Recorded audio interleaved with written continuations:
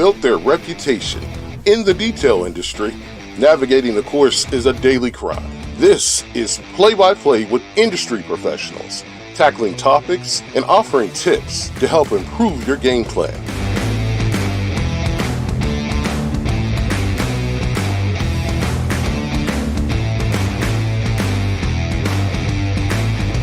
Now, here's your play-by-play.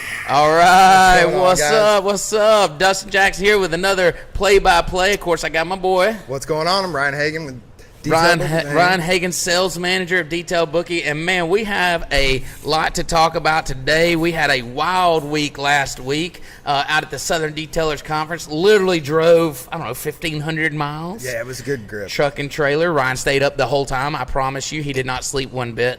Actually, he slept the entire time, and we may have some footage of him like snoring and stuff. But anyway, it was a great trip. We got a lot out of it. But one thing that stands out in particular that hasn't been brought up enough, and that is one of our customers, one of our very own, our most loyal customers, Billy Smith, Detail Billy, surprised us Friday when he came into town with a tattoo of Detail Bookie's logo on his calf. Oh, dude, I couldn't believe it. I was freaking out because we were shocked, to say the least. Speechless. And I'm never speechless, by the way. I was completely speechless, man. I was so taken back by it, just appreciative, and to see his commitment and his support, man, just really, really shows us what kind of impact that we're having on this industry and people, and that's the thing about it. Like, we could care less, this thing isn't business to business. This is business to people and person to person, and the relationships that we're building, you can tell. Somebody's got a tattoo of Detail Bookie on their calf. And what did that mean? I mean, I literally called every tattoo artist in Lexington because, he tried to go get one. He tried to go get that day. We said if he really did it, then, we have to do it. We have to do it. Yeah. Yeah, so there was talks leading up to that. The funny thing is there was talks leading up to that about him possibly doing it, and we just didn't believe it. He actually had Detail Billy tattooed on his forearm, but we didn't think that he would actually get the tattoo. And he came in Friday afternoon and came to where we were hanging out, and, man, it was just unbelievable. It was such a moment. He didn't say anything to us about it. No, he didn't. Complete shock. Just complete shock. So, there was just a lot of good stuff happening there. But you know what? Listen, shout out to the team. Lots of effort went into creating this booth, creating our presence there at the Southern Detailers Conference. Ryan just stepped up out of control, showing the software. You're great at what you do. I don't want to tell you too much. I want to be able to get you out of this building. I don't want your head to expand that big. But you're great at what you do, man. You know how to show people the software. You can relate very well to our customers. And, Mitch, our software developer, and he really stepped up showing the software kind of out of his comfort zone. And then my dad and Joel and Skylar. Dude, everybody. And listen, Chris and Jessica, they're our production team. They're the one that make all this happen anyway and make us look great. Enough can't be said to them. They worked their tails off all weekend to make sure that we, had the right look, we're putting out the right message, and did a fantastic job. So, and not only did we put a lot of people on some software, man, we made some really good friends. Sure we did. People that I've been following these groups for, 8 months, 9 months, and really invested in their, and then their story and what their shops. Well, it makes it personable, So before it was just a Facebook connection, and you kind of feel like you're connected with these people, but when you meet them in person and you actually get to see somebody and talk to them and give them a hug, cry on their shoulder. How nice was Joe Kimmel? That dude is unbelievable, man. He's super cool. He's unbelievable. But it wasn't all just the booth there. There's some training events. Oh yeah, man. Did we go to the training event Friday night? No, not that training event. There was training there. At the training classes, there. I'm sorry. Classes, yes. Okay. Yeah. So the classes they were big. So I actually taught 4 1-hour classes, part A and part B. One was how to become a $1 million detail shop. Yep. And the other one was showing the software. But it was just really good at how people were receptive and we went into the class with kind of an outline of what we wanted to say, but really once I got there and got to know the people, it was more about what they wanted to hear, and that's how we positioned the conversation so they got the most out of their hour with me. And you can see right here on video, I mean, our classes were very interactive. There's Chris right there. Yep. And so a lot of these guys went straight from this class over to our booth. Man, I tell you, when Daryl come driving up on his little cart, Yeah. you were in the middle of your first class, and he goes, dude, Dustin's class is packed out. He's got the most people in his class out of everybody back there. It was packed, man. I was shocked, because they said it was a 10-person max. Right. And I look up, I come in and I look up, and by the way, this is post-IGL party that we'll talk about in a little while, and anybody that made it to that party knows how bad I was hurting Saturday morning, and everybody was hurting. So I get to the little our class, and there's supposed to be 10 people, and there's like 25 people standing around. And they're overflowing out of our thing and out of our little room. And I'm like, holy mess, man. We got to make these guys, give them some value there. So yeah, man.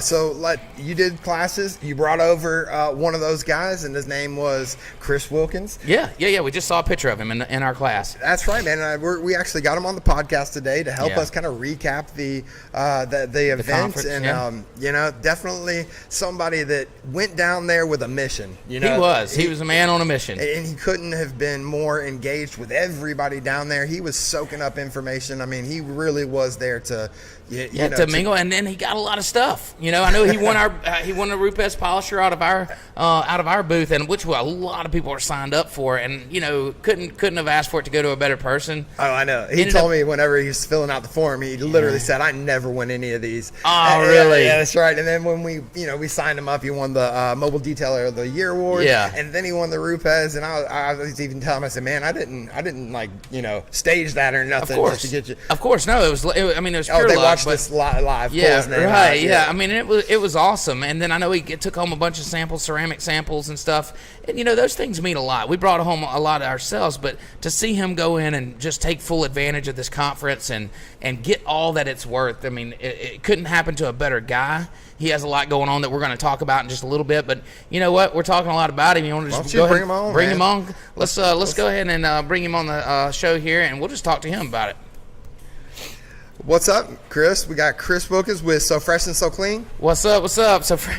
So okay, so do it again. All right, so this is Chris Wilkins with So Fresh and So Clean. There we go. All right, I had to do it. And he's out of Miami, Florida, man. You couldn't be in a cooler spot to be down there detailing, man.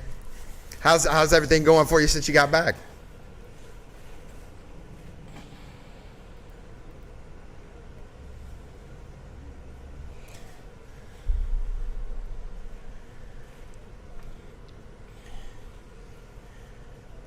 Right.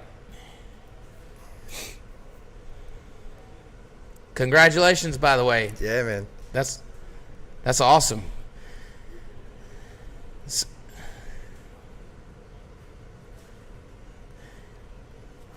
It's, not for the faint of heart. It's brutal, man. It's brutal. Like I was telling you, we're in our shop right now, and I think it's a mild 95, and humidity's like 110%, so it's pretty warm out here. Oh my God! So, Mobile Detailer of the Year. I mean, how do you feel about that? You went into the show, you took full advantage. I feel like you did. I mean, we followed you along, and to win the Polisher, to win that award, man, that's a big show for you. I know. It's just been phenomenal. It's been such an honor. Sure. Ever since I came around and kind of engulfed myself into the detailing industry and followed all the, people, big names that everyone knows. And I just, literally just put one foot in front of the other day after day, just wanting to know more, learn more, take advantage of as many courses and certifications as I can. I look at it just like adding to a resume. I mean, right. They may be little stupid classes that say, oh, well, I already know how to work a polisher, or I already know how to detail a car.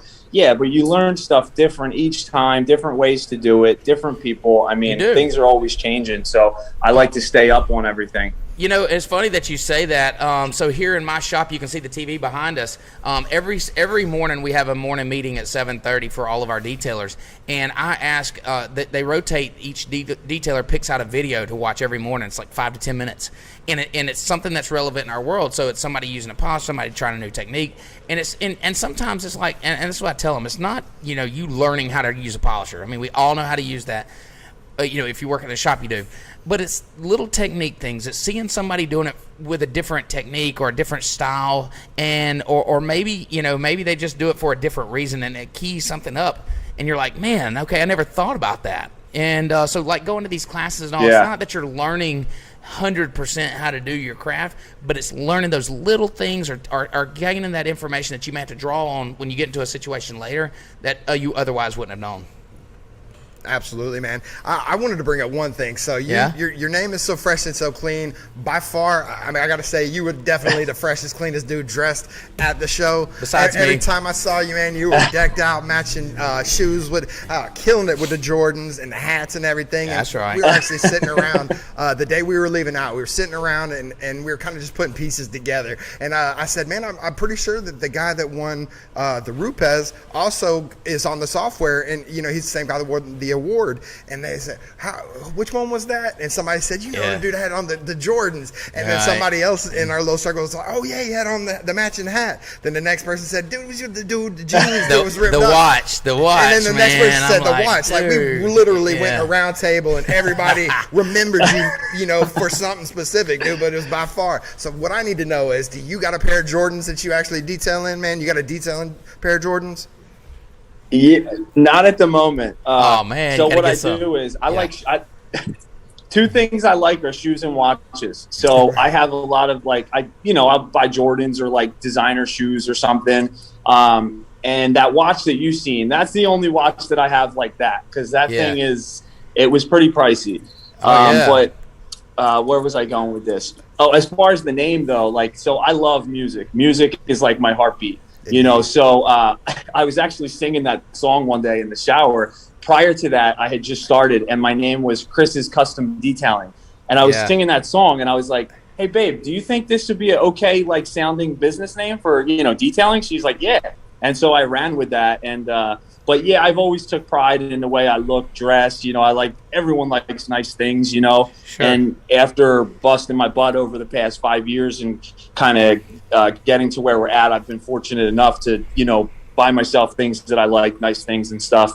But I got that watch on a really good deal, though. Yeah, man, that thing was good. I was blinded by the light and so, bouncing off of it. The business name was perfect. I mean, it's so catchy, and everybody knows that tune, that little hit. So that's what we was going every time we were kind of going through what we were going to talk about and stuff, and every time Ryan would say "so fresh and so clean," I'd have to drop in "clean," because so fresh and so clean. Yeah, I mean, it was you can't say it without, I did a detail on a I did a detail on a Bentley Bentayga and a Ferrari the other day, and these customers were probably in their early 50s, and she even said she thought it was a Ludacris song at first. She's like, "Oh, you're a Ludacris fan?" And I was like, "Oh no, it's Outkast." And he's like, "Oh yeah, that's right." Yeah, that's awesome. That's hilarious. Now, since you picked up all that ceramic at the show, have you ceramics your pair of J's yet? Because I mean, you got to coat them. I just got that stuff. What's that? I said you got to coat your shoes. You got to coat them, man. We coat all of our shoes. Really? Yeah. So we take that. Yeah, so we use System X here at my shop, and we use their interior. And so, I bought everybody in our shop on clouds, the waterproof ones. And so we sprayed them down, man. We spray them down with interior ceramic, and then you clean them up. They look like you. Really? They look brand new. Absolutely. Oh, yeah. Ceramic his golf bag. Ceramic my golf bag, that's my prized possession, man. That's my Chris's watch. Is my golf bag. Yeah, I've heard people say that about coating them, but I just never have. You should try it. So, new shop, man. But as far as using that, go ahead. As far as using that coatings and stuff, I actually had to send it. I had a friend send it here to me through the mail from Kentucky because I couldn't bring it on the plane. Sure. Everything shipped so in I just fine? got it yesterday.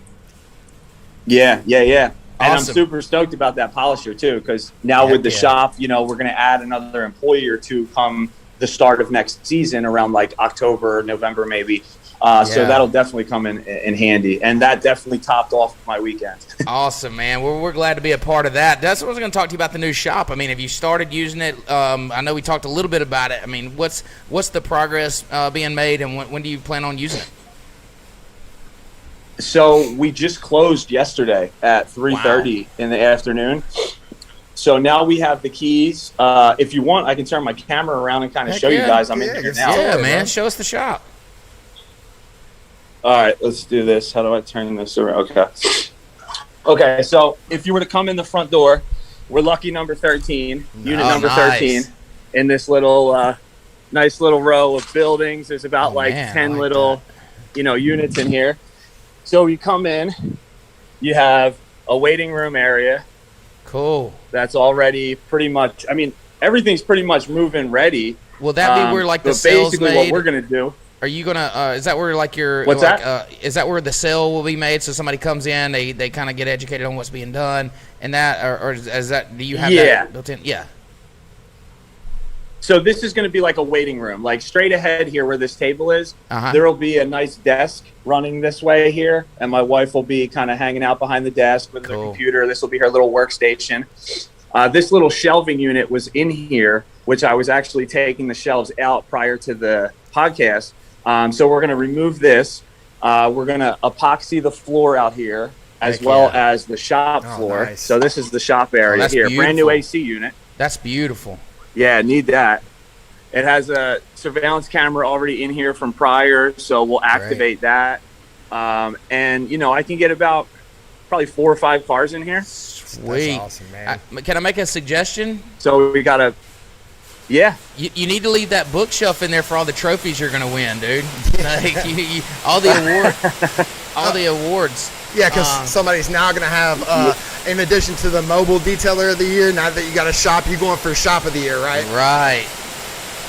Next just year, started pouring on us. You can hear that. So we'll still keep our trucks. We have 2 mobile. What's that?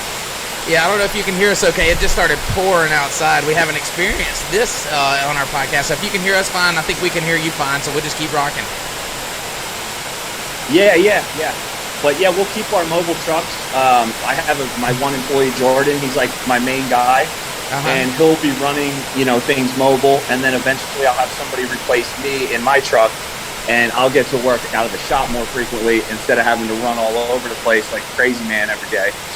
Yeah, and so that's kind of how our shop is. We have mobile units too, and it took us a while to figure out that perfect mix of how much we wanted to do on the road versus how much we wanted to do at the shop. We have 4 3-man crews that work here at the shop, and then we have another 3-man crew that goes out on the road. And so it's just finding that perfect mixture of how much we want to offer on the road versus here in shop, because you can only be you can't be at 2 places at once. And so if you're like me, you want to kind of keep your hands on everything. And so that's, that's something that we look out for. I want to be frozen. Hey, man, one thing I wanted to say, after watching you, you selling you the software, then watching you win that award, and then you won the Rupes Polisher, like at any point in time, did you feel like it was your world and everybody else was just living in it? I mean, me sitting back and watching, that's how I felt. It was a great feeling. I mean, I feel like that this year in general, that weekend, I really felt like a celebrity almost, but like I try to be very humble and not walk around like I'm the shit because, that's just not a good look for anybody. Sure. So, I was very much enjoying it, but I was equally as nervous. Sure. I'm very talkative. I can get it. I can talk with anybody. I'm not shy by the least. But when it comes up to speak in front of a group of people who you don't really know that well, my face gets bright red. I'm like dripping sweat from my hands.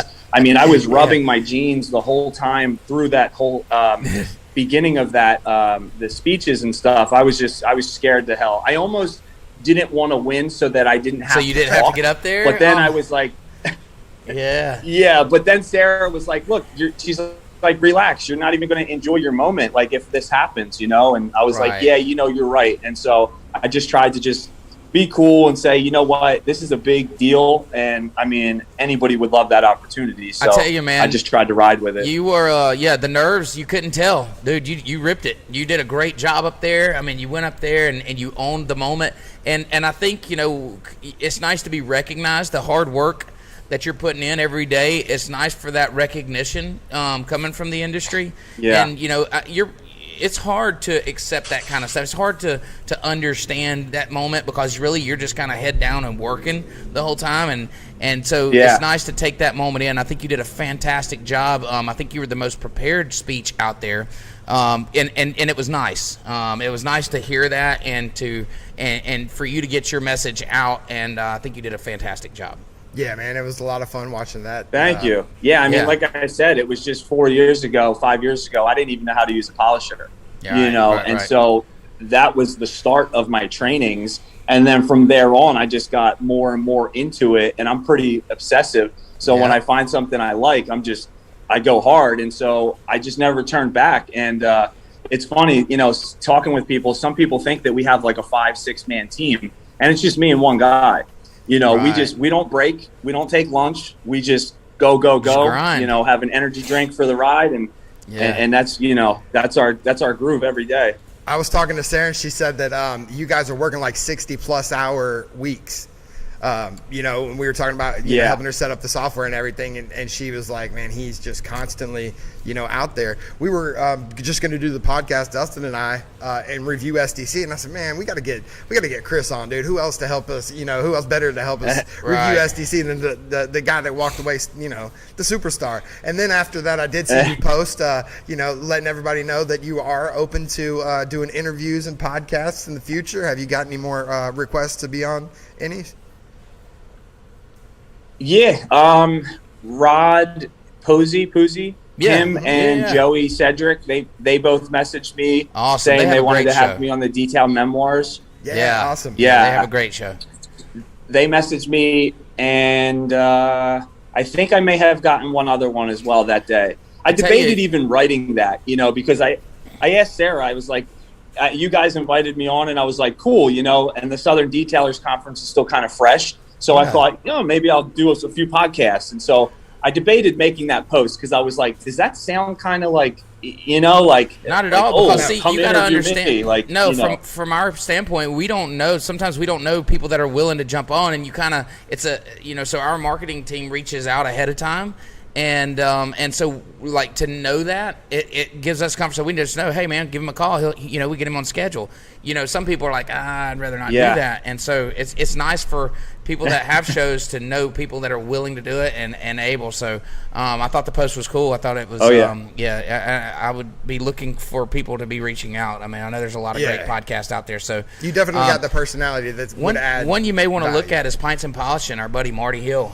He has a great show. Do you go to that thing on Wednesdays? Do you show up in that podcast on Wednesdays? If you don't, I like their page. I follow their page, but I don't think I've ever sat in a live one and watched. Man, you should. I just catch it on when it comes. It's a great I would definitely show. do it. Yeah, it's a great show. It's on Wednesday nights. It's called The Community or something like that. Mm-hmm. Anyways, everybody's having a beer and hanging out, and you can connect through Zoom or you can just watch. But man, there's a ton of good stuff that goes on there. But Ryan, you going to ask him the question that you always ask? Yeah, man, it's kind of typical or traditional that we ask everybody this question. So we do sell software. What role do you see software playing in the industry? Yeah, what impact? Impact. Yeah, impact. Not what role. The role of software. Yeah, what impact do you see software playing in the industry?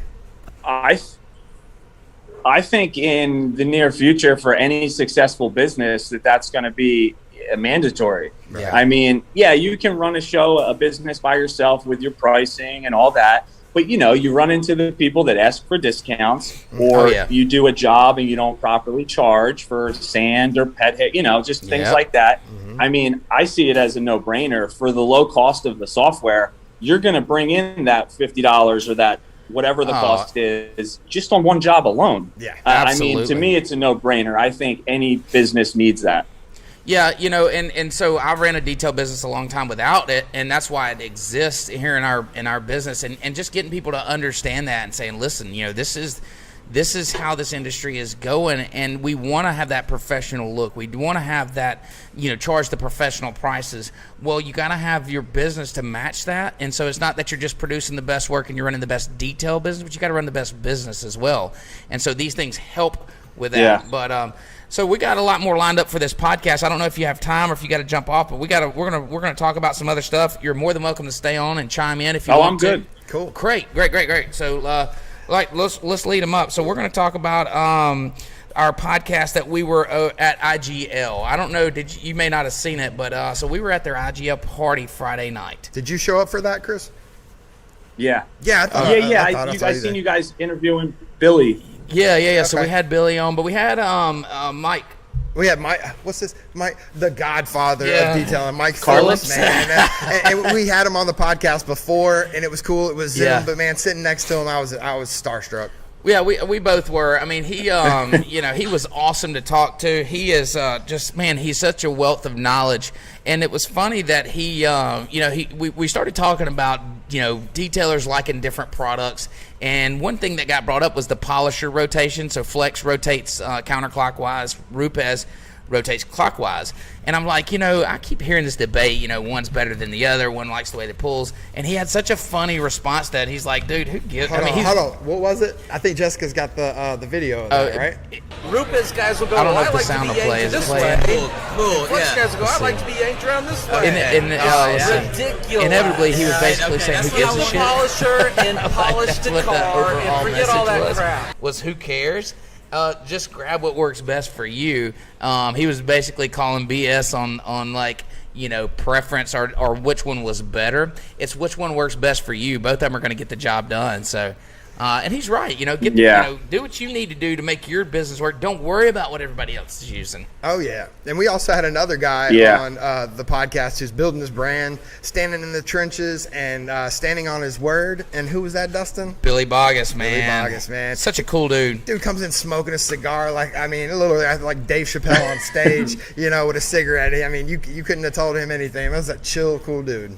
He is, and I felt like guys like Chris are so well dressed, and then Billy's so cool. Like I feel like so unimportant around these guys. Like I'm just like in my detail Bookie polo or Easy in polo. Like I'm so boring. I was starstruck. I'll be honest. I'm running into folks like Jennifer Turcotte and getting to meet Ashley West, who we had on the pod. Man, I was just like in awe, of these folks. It was just it was really awesome. Cool. Yeah, it was. So you got to mingle around there at the party. I'm sure you got to talk to everybody. I mean, it was like a who's who among the detailers, and it was such a casual, laid back. Whereas the dinner party was formal in a sense, not really dress formal, but formal, and it was everybody else there was casual and just hanging out. Yeah.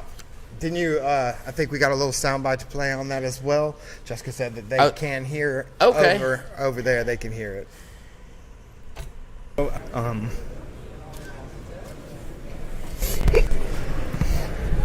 Now what we're looking at right we now. Can hear it. Working. Okay. Hold on. That was the wrong one. We needed Billy Bogus. Now Jessica's telling us to go anyway, on. so what you just saw was a glimpse of Joe Kimball was coming around and doing interviews, and we had set in on his podcast, myself and my dad, and it was basically talk about how families run a business together, and it was an emotional moment. My mom was at her house watching and crying along with you guys. So a lot of crying went on at the convention. I noticed, man. Oh yeah. Yeah, Always. Chris, did you have any tearful moments, Chris? Oh yeah, when I was reading that speech, as soon as I got to my wife's part, right, I was saw like, that he broke. Yeah. It's you funny. should have seen her when I. Go ahead. I was gonna say you should have seen her when I asked her to marry me. Oh my God, I couldn't even say it. I had to sign it to her. Yeah. Alcohol usually helps me in those moments. Just ask my wife. My wife's sitting over here and she's shaking her head like, dude, come on, man. But it's funny. So we were having that conversation with Joe Kimball, and my dad did get choked up. I'm talking about family and business. He works here. My son works here. He's our oldest son. We have 3 boys and a girl. And so the oldest one works here on his virtual day, and then he works here a few days a week during the summer detailing. He works on the boat crew. I mean, he works right here hand in hand with the guys. Nice. He's not babied, and then my dad's here. My sister-in-law, me and my wife actually started the business together. She runs the household now. She's up here. I mean, she's up here every day, just about. But she keeps our house running.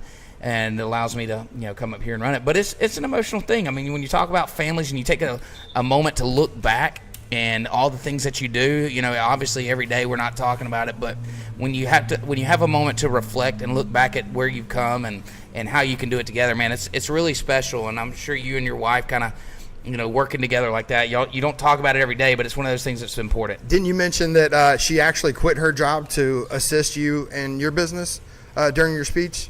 Did I catch that right? Yeah. So she was a behavior specialist working with kids with autism and behavior disorders for like 17 years. And so she worked at the school district for like the past 12 to 15 years. And that was a good job. She had pension, all that, insurance for our kids, because we also have 3 boys as well. No kidding. So that was big.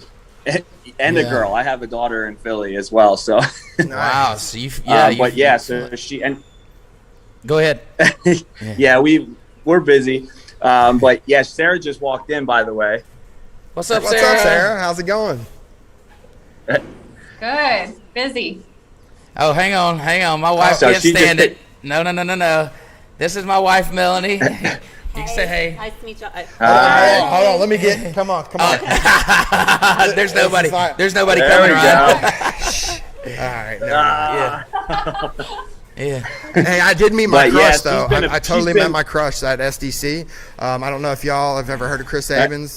She kind of works for another software company, but got to meet her. I'm familiar with her. Okay, so you know her, right? So this is Ryan's ongoing crush, and we always make jokes about it, like on our podcast and stuff. So like when we finally got to meet her in person, he like goes up to her and he gives her a shirt. Well, I tried to take her a shirt like 4 times, but every time I'd go over there, she'd have a big crowd or she'd be talking to her dad, and I didn't want to interrupt, But on that last time, man, I was down to the last shirt, and I was like, all right, I'm going to give it to her. I don't care what happens. And I got to pull her aside and actually, tell her that from what I've heard about them, by far she is killing it with customer relations, and that's what I do. And just, I had to tell her how much I respected her for that, and might have mentioned I had a little crush on her and gave her a shirt, and then when we had the picture that we took with all the other software companies, that I just had the idea. I was like, man, we should get all the software companies together and then take a picture. And then I also got to take a picture with her alone. That was pretty cool. He was playing her leg like a guitar. Yeah, it was. I didn't have to. She threw it up. There you go. Take advantage. So the wife, she works with you every day? Yeah. So I mean, I do all the detailing.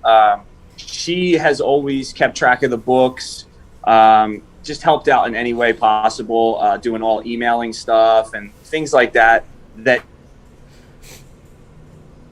Oh, I think you froze on us. For the first few years, I did it all. Our business double from year to year by myself. Wow. And so last year it was like, hey, look, I know you love doing this, but this is what's paying us, and this is what's allowing us to live the way we want to live. And she's agreed, and so she parted ways. Plus, with coronavirus and the masks and the school and just all that, it's just changed. The politics of everything have changed, and so she just thought it was the right move, and we've never looked back. And it was the best move for us. I've been helping her set up the software, and so I noticed that you got to kind of pass that on along to her, and then I guess after she gets trained up on it and gets everything in place, then she'll teach you how to use it, right? Exactly. Yep. I sat down with her the other night and helped put together what comes in what of our services, and so she's getting that worked out now, and then we're going to start implementing that shortly. How did you feel about that process, man? Did you feel like as you were going through it, could you see the value that it's going to bring to the business and how it's going to really, kind of shorten a lot of those phone conversations and really just get you more organized? Yeah, it makes it just self-sufficient for them. Like, all they have to do is look, hey, do I have this or do I want this? And I mean, it just adds it all up and boom, I think it's going to be a good thing. That's awesome. We're so glad to have y'all on and using it. I can't wait for you to see the value, see how it can change your business and your life. So IGL party. We can't forget to talk about Joe LaPalm. Joe LaPalm was on the podcast. That was really cool. First time I've met Joel. Yeah. I know you've met him before. Oh yeah. We earlier conferences. Yeah, we've met a few times. Joel's a great guy. Me and him's. One thing that we brought up at the show is I've never actually spent $1 with IGL. I mean, I'm committed to System X. Been using them for a long time. And Joel's sent down. I mean, Jennifer's been at our shop. She's shown us the product. We think IGL is absolutely fantastic. I think they got a great ceramic. We just, System X works for us, and that's what we use. But that just shows the amount of, the kind of person he is, that me and him have the relationship, the friendship that we do. And it's not about business at all. He respects me. I respect him. We always have great conversation. So while we were there, I mean, it was great conversation. There's one thing that we can't forget to bring up, though. What was there a clip, Jessica? Did you have a clip you wanted to play? What is it of the shots? Let me tell you about these shots. Oh Lord, is it gonna play? These shots that kept coming around and making its way to our table were absolutely unbelievable. These were like whiskey shots, which I don't drink at all. And every time we had a new guest, they decided to bring on a new round of shots. So the guests would only have like 1 or 2 shots, but we had to have like 8 because there was 4 guests, and so these shots of whiskey kept coming. And dude, by the end of it, I literally couldn't see the screen right in front of us that shows us what's going on. And it's like 10 feet away. I couldn't even see the screen. I'm just like, I can't even, like, what's going on? And so the whiskey shots were I see brutal. Marcus bringing them. Yes, Oh, yeah. yes. Yeah. Dude, and then what's really bad is the next day I had to teach that class, and I'm like, oh my gosh, man, what were we thinking? What were we thinking? That was a rough night. I didn't even drink that much, but I started with beer, then drank liquor, then went back to beer, and I woke up at 4:30 in the morning, hot, not feeling right, and I was sick from like 4:30 to 6:30. Then got an hour of sleep, then had to go back to the classes. Yeah, I mean, I kind of had the same thing. I just woke up the next day and I'm like, oh man, what a bad idea, Now the next day is when you so Ashley West was who you saw in that last video right there that we were playing, and you had a really funny story about an interaction with Ashley. I do. So the bathrooms at the event were not clearly marked. Actually, they were clearly marked as man, woman, handicap up at the top, right? So for the whole event, I'd just been walking in and picking a door. Okay, whole event. Walk in, pick a door, go to the bathroom. Because you walk in, I'm just you walk in, and there's water fountains. There's water fountains there, and then you pick a door. So I had done this. Well, I'm in there using the restroom, peeing, and it's at a toilet, not a urinal. Thought that was kind of nice of the conference to add the guys toilets to pee in instead of urinals. I'm like, man, that's really nice. I'm standing there peeing, and this girl walks in. And I look back, and I'm like, she's like, I think I'm in the wrong restroom. I say, yeah, I think you are. And I, continued on. She leaves, and she comes back, and she's like, actually, I think you're in the wrong restroom. And I'm like, you got to be kidding me. And it's Ashley West, and with Solution Finish. Yeah, Solution And Finish. I'm like, oh man, what a goober. I walk out and I look out, and there's these signs that are, once you come into the restroom, it's men and women. And I'd been in there the whole time, like the whole conference, been using the wrong restroom, I'm sure. But God. so every time I saw her, she was like, dude, get out of the women's restroom. Like, That come was on. so weird having that community water fountain in the middle, but then you split off. So that was definitely weird. So, well, look, guys, we're going that's to the wrap up. worst. Chris, you got anything else you kind of want to throw out there? Anything from the conference that stood out? Anything that you want to throw into the podcast here? No, I mean, I again, just a big thank you to Daryl for putting that all together. I think it went very well. It was really good to meet all these new people and actually get to talk in person with people that I've been following online for a long time and just feel the love and support. Like you said earlier, it's like we're all one big family. Everybody knows each other. Everybody helps and supports each other in one way or another. And I think, with software, with all these new technologies that are coming into detailing, like you said, it's really going to revolutionize detailing and make it more of a serious business. And hopefully I can at one point own $1 million detailing shop like yourself. Oh, you will. You will. It'll be sooner than you think, man. You're probably standing in one right now. So, listen, man, thank you for coming on. Thank you for taking your time out of your day. I know you're a busy guy, and showing us your shop, telling us about SDC. We feel the same way. We want a huge shout-out to Daryl for throwing what a great event.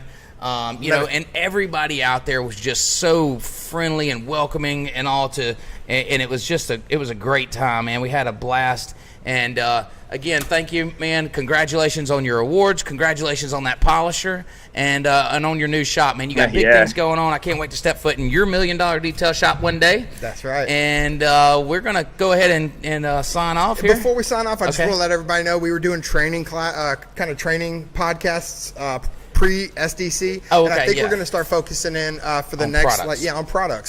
So our next series will be about products. We're going to be bringing in different products, showcasing them. We also got something cool coming up too.